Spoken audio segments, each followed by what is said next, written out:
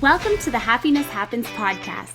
I'm Simona Nicole, host of the show, mindset coach, and motivational speaker. I've made it my mission to help you get unstuck, shift your mindset, and understand your worth to help you live your most purposeful life. Each week, I will bring you an idea, guest, or a positive thought that will leave you inspired and empowered to win your life. We decide the stories we tell ourselves and where we invest our energy. I'm so grateful you popped in. Now let's dive in. Hello, everyone. Welcome to the Happiness Happens podcast. I'm so excited that you're here today. We have such an amazing guest in such a really cool niche. So I'm really stoked for you to hear this conversation today. Her name is Jordan, and she's the creator of Boss Life in Progress, which is a career and confidence coaching business. The business started off as a blog talking about all things adulting, which we all know very well, and how we as young adults or millennials could figure out our first few years in the real world. She decided to narrow down her approach in helping young adults gain confidence and pivoted to a career and confidence coaching business, which is so cool, I find.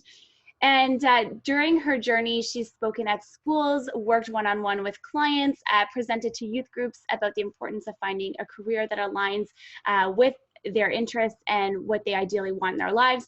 And she's ready to continue her work by helping young adults build confidence in themselves and their unique skills and abilities to ultimately find them a career that is best suited for them. So Jordan, welcome to the show.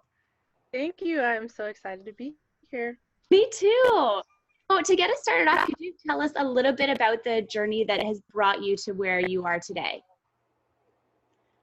So Boss Life in Progress kind of started off as a blog. And like you said in your introduction, it was about things adulting. So it was like finance and fitness and a bunch of other topics that I brought together that I felt like we as adults, like we're kind of taught, but it's kind of expected of us to know what we're doing. But then as I kept going further and further, I was like, you know what? I'm seeing so many people like having a hard time with their career and just their confidence in their skills and abilities. So I decided to actually turn it from just a kind of hodgepodge adulting blog to a full-on career and confidence coaching business. And it just, kind of went from there. And now, like you said, I work with young adults that need that help. That's so cool. I didn't know that you worked with, youth and you spoke at schools and stuff like that before. And I find that so interesting. And I actually just want to check really quick before I continue. Is the sound okay on your end? Yes. Of me? Okay. I just want to make sure because I hear something on my end in my headphones. I'm like, I don't know. Anyways, okay.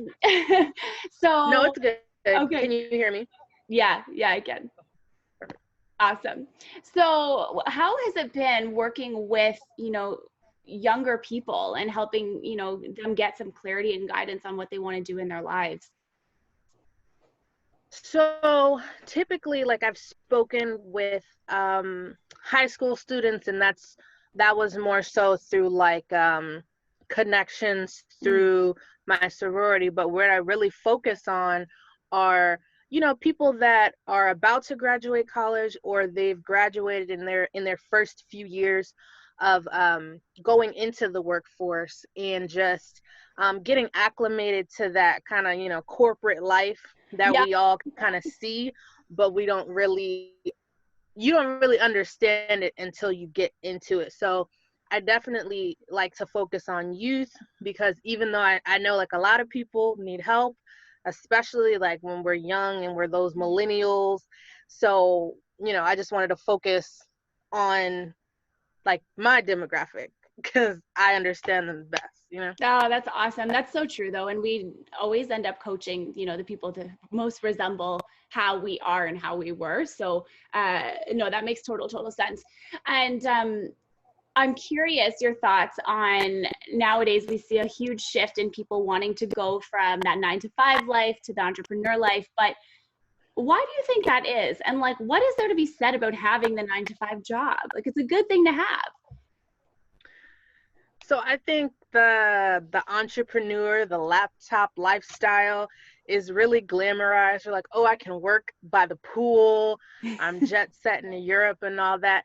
And I mean, there's people that are out here, doing that. But I find that at least in the beginning, it's you're on your laptop, on your couch for hours, out of your day. And even though you might be making, that money, you're not doing, the 10K months in 3 months or whatever, you see a lot. So I think people glamorize the entrepreneur lifestyle, and I don't see anything wrong with it.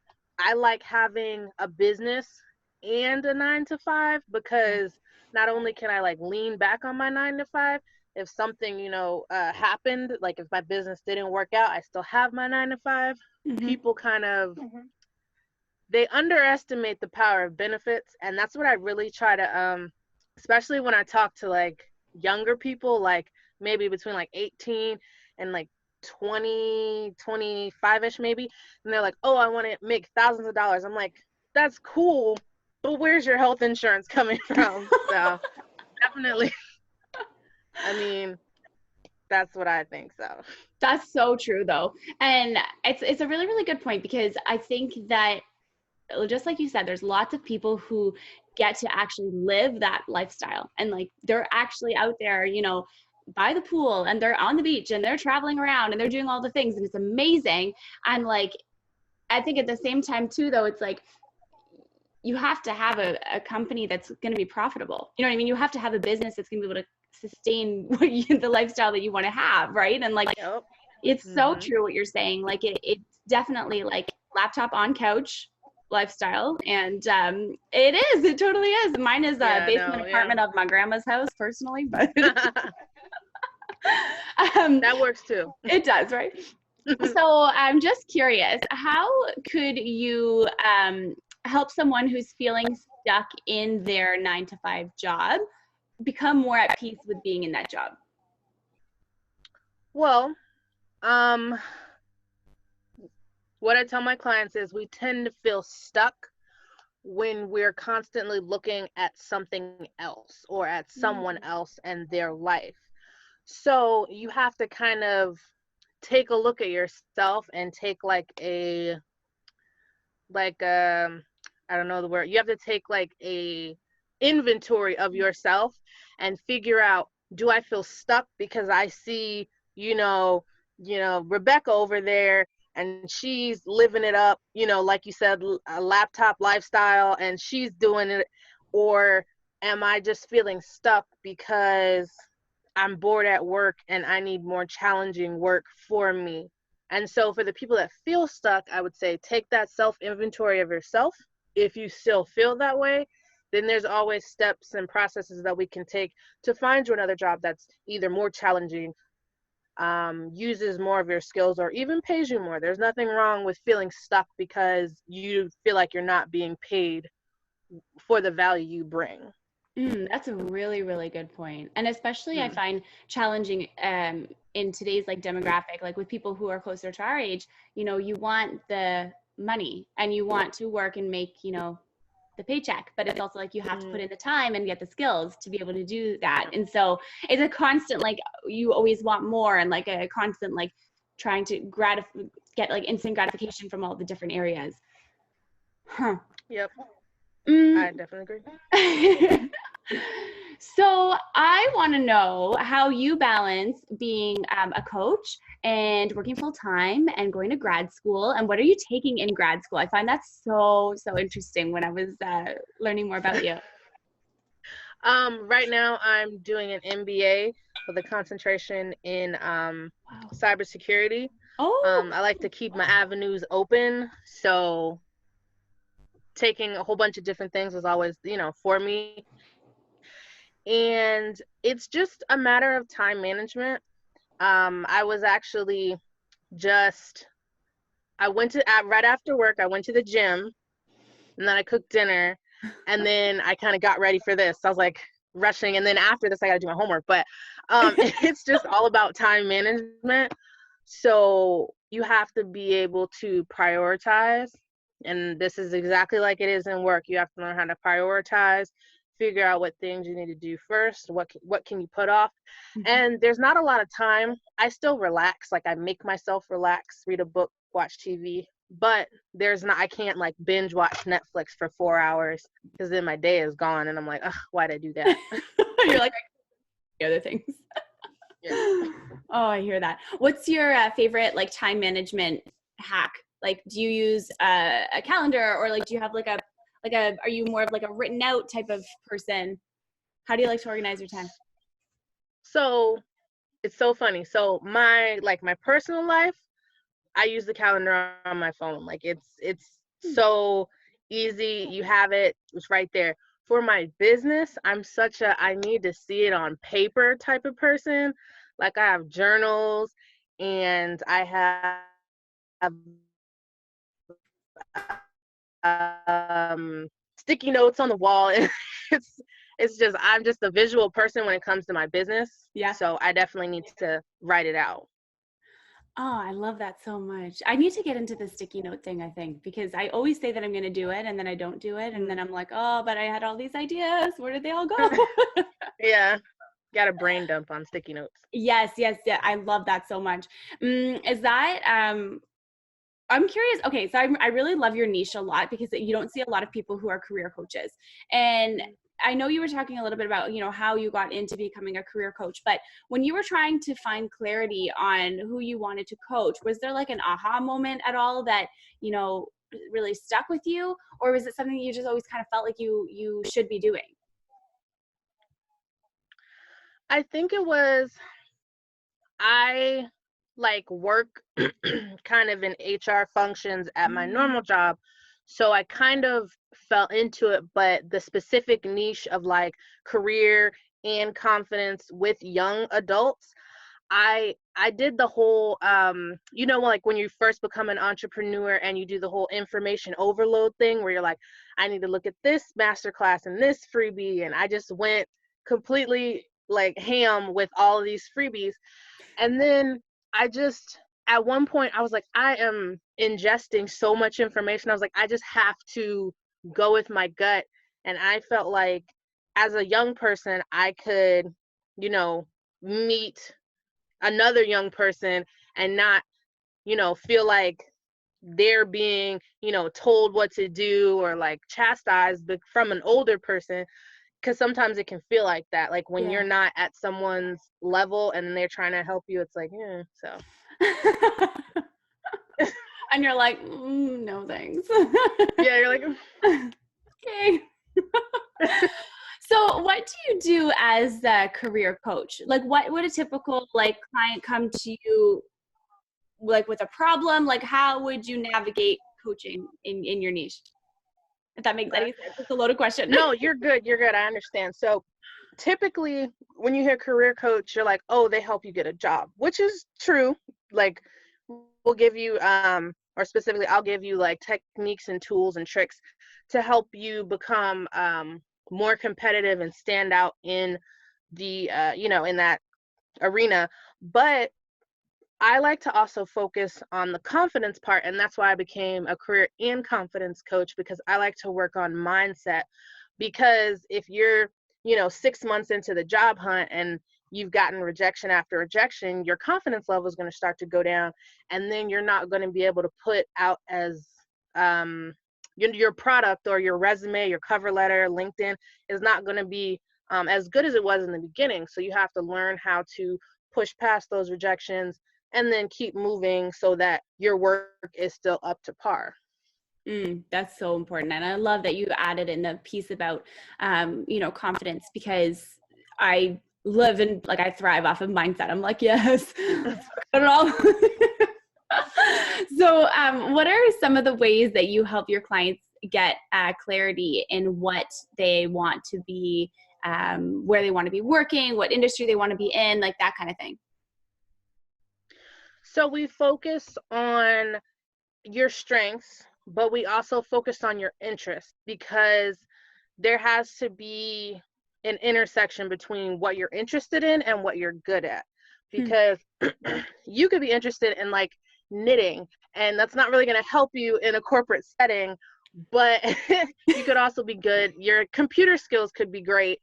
And they're like, okay, cool. So now we've got something to work with.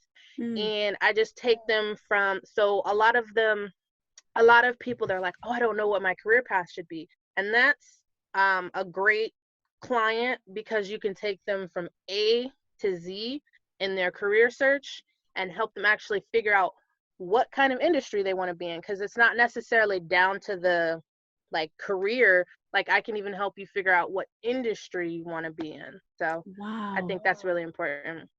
That's really, really amazing to be able to provide people with that type of guidance.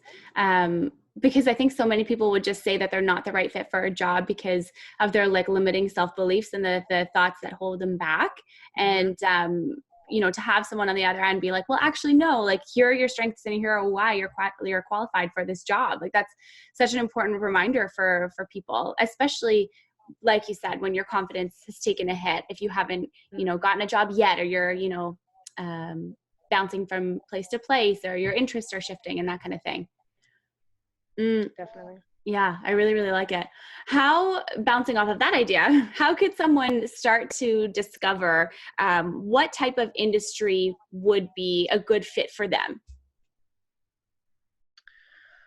I think it stems from really your interests. So it's the same exact concept as when we're 17, 18, maybe 19, and you're asked, okay, what do you want to, like, if you're going to college, what do you want to major in? And a lot of people, they pick one thing, or they'll go undecided for 2 years, and it's the same concepts. What are you interested in? What are the things that you've seen already that might want to do? So Mm-hmm. like, for example, if someone's like, okay, I think medicine is cool. So we go, all right, you could be a doctor, an RN, anything within like clinical, if you want to go like the psychology route. So you just have to figure out what your interests are, because I tell people, if you get into stuff for the money, you're going to hate it. You can find something where you can make money and you're interested in it at the same time. That way you're not burnt out and fed up, within the first 3 years. Oh my God, that's such a good point. You're so full of like amazing wisdom. And, I feel like you would really, I'm glad that this is what you do, because it's really, um, empowering for people to know that they have a choice in the type of job that they want. It's different now than it was Mm-hmm. before. It's not like, you have to go to a place, you have to stay there for 40 years and you have to do this one job and that's all you're going to Right. do. You're going to hate your day every day. You know what I mean? Hopefully you like it if you're lucky, but Right. there's no, if you don't like it, then you just shift, right? There's always opportunity to do something else. And then having someone like you to guide, to guide your clients along their journey of Mm-hmm. trying to find something that's more empowering for them is amazing. And I've had a couple conversations with people in the recent past, actually, that have gone to school for a specific niche, a specific industry market and all that kind of stuff. Mm-hmm. And they come out of it and they're like, well, I hate this.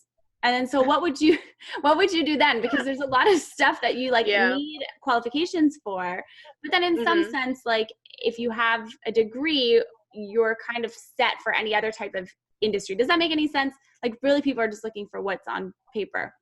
I don't know if that makes any Right. No, you're good. sense. So the first thing I would say is, if you get into, a lot of people get into this mindset of, okay, I did a year of it, I did 2 years of it in school, darn it, I'm just going to finish, right? And I understand that, because school is very expensive. But at the same time, I- if you know that this is not something you want to do your first year, like, pivot. It's not going to, Get better. be, it's going to be, it's not going to get any better. Like, you're not going to just wake up one day and be like, you know what, I like this. If you really don't like it, just, go to do something else. But if you've already gotten your degree, what I would say is skills are transferable, right? So if you have a certain skill, if you can write to that skill and you can demonstrate that skill in an interview, then you're more likely to be able to transition into a different industry if you would like. But it's all about, I like to call it the humble brag. Ooh, So I you like have to that. humble brag on yourself, Mm-hmm. especially in your interview. And then you just have to make sure your resume is geared towards whatever job that you're going for. Those are really two really, really great tips. And I'm hoping the person that I have in mind right now is listening to this episode, because I think that he would benefit so much from this conversation, and knowing that you're not alone in feeling like you're stuck in a job, or, wanting more for your career, or doing something that you're actually passionate about, and that like it exists, the job exists where you can merge your passions and your, with being fulfilled and actually enjoying what you do on a day-to-day. That's so important to remember. Exactly. Yeah, I love that. What would you say to someone who's sort of rushing through everything? How could you tell someone to, slow down and, be less concerned about the end destination and enjoy what they're in right now, even if it's not great?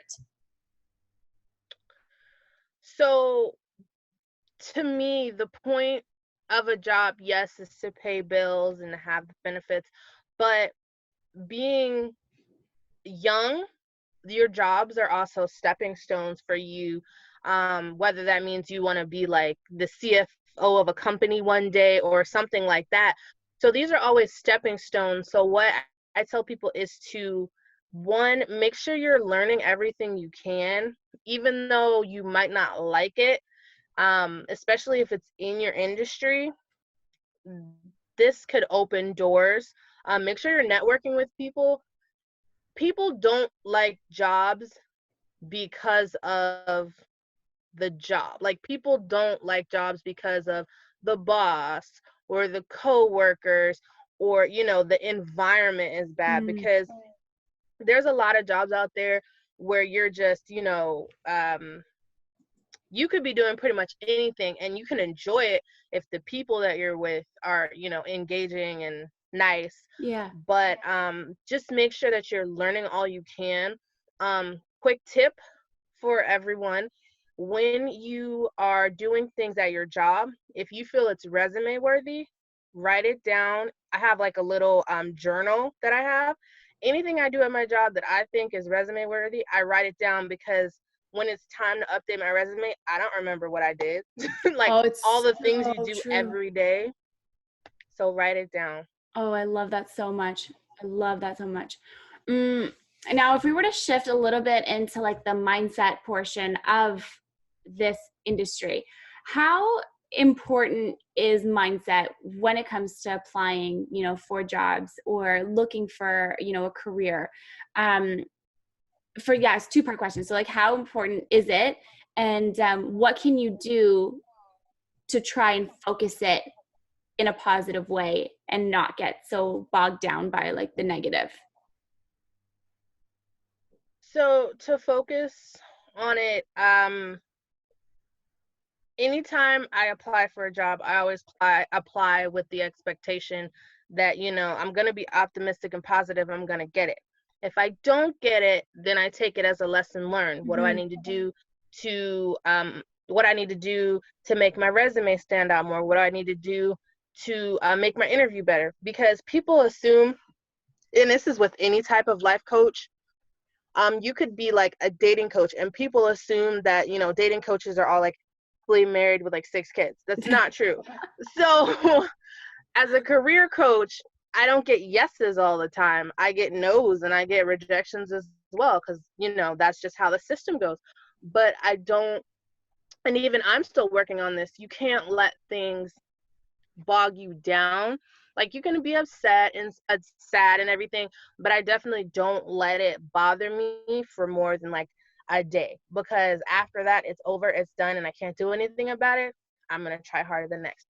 So your mindset is really important, because there's only so many like rejections you can get if you're like always feeling pressed and down about it, before you just say, you know what, I quit, I can't do this, I'm just going to go pick up like, you know, anything I can get, and hopefully it'll, work out. And that, Mm, we don't want you to take anything. We want you to get your ideal job.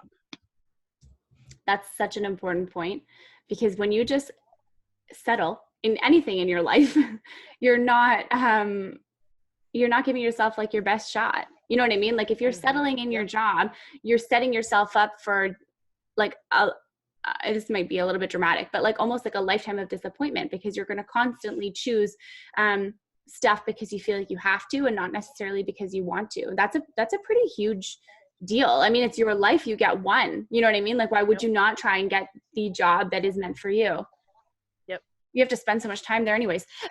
You might as well be something there you like. Go. You might as well like it. So speaking of that then, what happens when we settle for Steph in specific to like to our career? What are some outcomes of things that could happen when we settle? When we settle with things that we are unhappy with, because there's different type of settle, like settle in like a sense of, some people our age, they have children. So, and they're married and they have to quote unquote settle because their kids are going to school and, their husband has a job in the same town and they can't really find anything. So they just settle. That is different from us settling on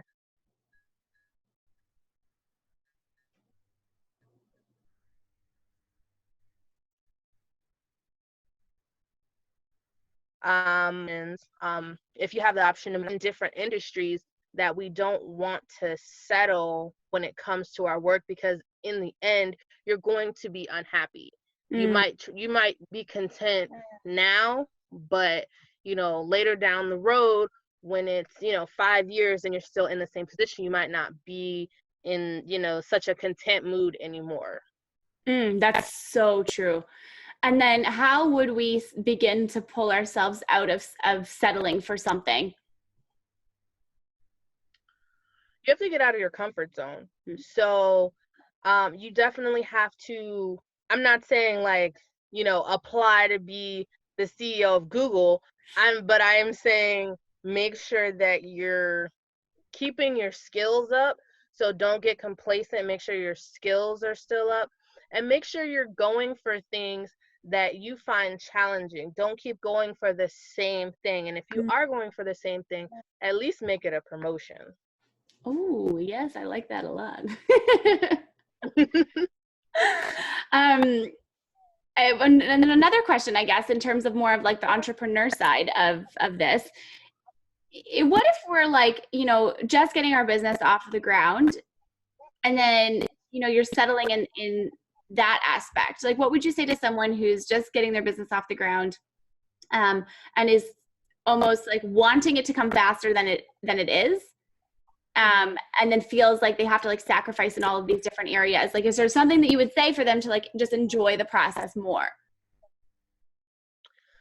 So I think when you first start, like I said earlier, you get into this, I have to know everything, I have to do everything. And I'm all for like trying different things out. I'm all for like trying like different marketing, trying different, maybe this will work, maybe this won't, but there's a limit. There's a limit to how many, times you can, tweak your logo. There's a limit to how many times you can post in a day on Instagram or Facebook. You just have to find those couple of things that you can constantly keep up with, and then do it. It's difficult to spread yourself out. So when I first started, I was on everything. I was like YouTube and Facebook and Instagram, all that stuff, and it was such a hassle. And then I discovered batching. I didn't discover it, but batching content, and I was like, this is amazing, I'm gonna do it. So now it's become easier. So don't give up, keep going, because as you keep going and grow, you're going to figure out like little hacks and tips and tricks that are going to make things so much easier in the long run. I love that. And is there anything else that you want to leave with our listeners today? Is there anything that you want to touch on that we haven't? I just, as a career and confidence coach, I just want to let your listeners know that, obviously, I'm available if you have any career or even confidence questions. And I just, want everyone to keep pushing and keep going, and don't let things stop you. Like if you want a certain job in a certain industry, keep going, keep pushing for it. And sometimes we do need help. And I know as young people, we're like, I don't want help. I could do it myself. It's gonna take what would take you 6 months could take you 3 if you got mentorship or help. So definitely, if you're if you're thinking about it, if you need help, like definitely go on the internet, search up career coach, and figure out what you need, and then the coach that can help you. And hopefully it's me, but if it's not, I'm fine. Your ideal clients are making their way to you all the time. No, but it's so true what you just said. I mean, honestly, like coaches have coaches. Everybody has coaches. Like everyone needs someone to mentor them to get to the next phase of like their growth and their life and their business, their career, their job, their search, their everything. You know what I mean? Like it's why we have people who are in those positions. So I love that you said that. That's really important. Yeah. This is my last question for you today. And it's a question that I ask all of my guests when they come on the show. And it's, how can you begin to integrate a little more happiness in your day, every day, starting today? Ooh, I would say, that's a good one. Thanks. Right. No, I would say take time for yourself. In all this hustle and bustle in the world, take time for yourself, whether that means you go to the spa or you sit on the couch. Just take time for yourself, and that will make you so much more happy. I love that. Okay, and this is my actual last question. What's your favorite way? What's your favorite way to relax? Because you have a lot going on, so I would love to know. I like to. I'm such a nerd. I like to play computer games. To like play Sims. Yeah. Oh my God. So yeah. Can we be friends?